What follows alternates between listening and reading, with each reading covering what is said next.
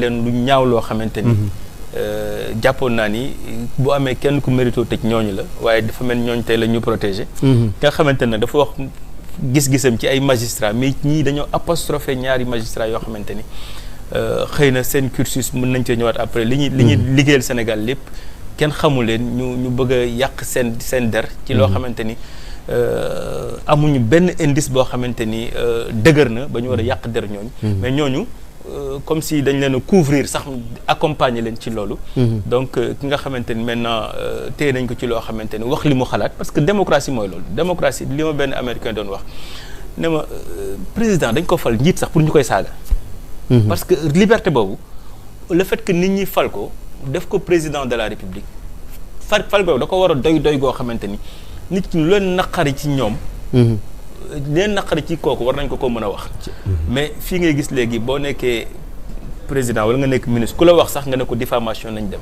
or yow peuple bi di la dundal di la sàng li ngay fayoo essence booy taw ci tali bi sax ñu ne na ñëpp taxaw yow rek nga daw donc lépp ñuy dagg suñu parce que lépp lu ñu jënd rek am na lu ñu ciy dagg jox ko moom mu koy dépenser comme bon lui semble mais le giving back en retour lu ñu soxla mooy nga bàyyi ñuy wax li ñuy xalaat ci ni ngay doxalee xaalis bi ñu lay jox. tout à fait waaye léegi toll nañ foo xamante ni léegi je pense que am na benn confort boo xamante ni ñi nekk au pouvoir buñ ci xeexul dinañ ko am te buñ ko amee société bi moo ciy perte.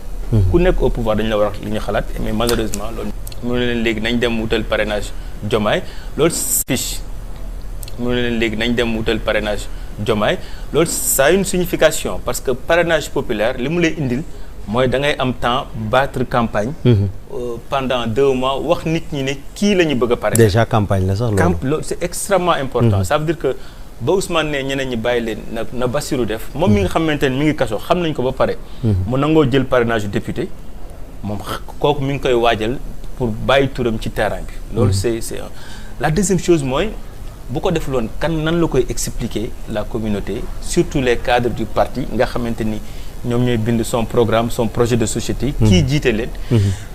ñu ne leen kii kat dañ koy teggi jàpp naa ne ay stratégie la. ñi nga xamante ni nag muy ñi nekkoon ci stratégie bi Ousmane tànn leen war nañoo xam ni Ousmane mënul bañ a tànn Diomaye. jàpp naa ni quand même élection présidentielle dafa diis. ça demande des moyens ça demande une machine.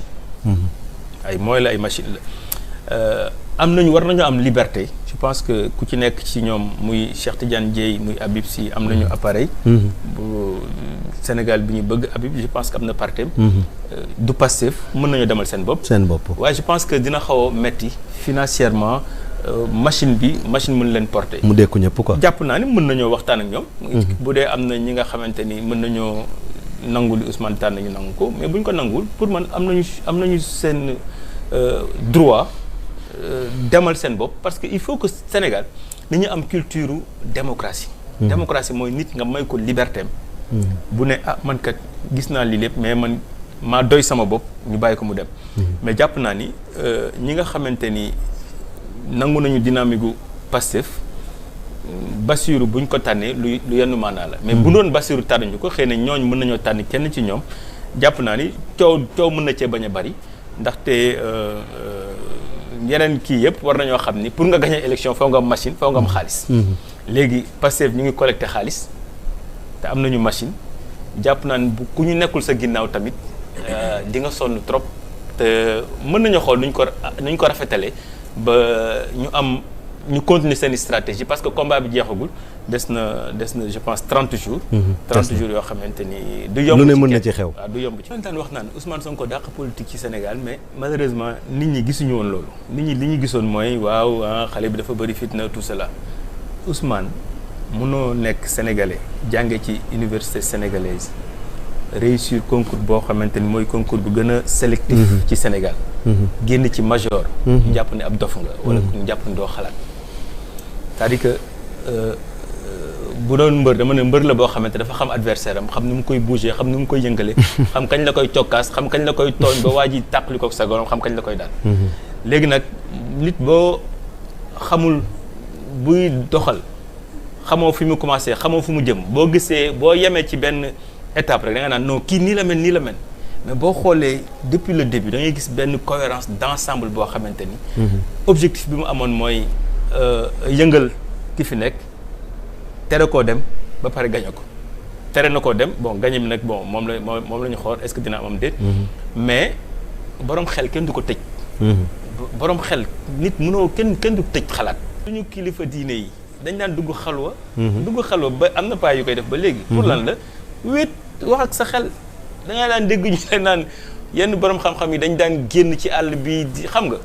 pour mën a am esprit xalaat léegi yow nag ñu may la ngay politique. di am adversaire booy xeexal ñu ne la yëg yow léegi toogal sa kër ñu lay tegal ay policiers di la garder ngay xalaat.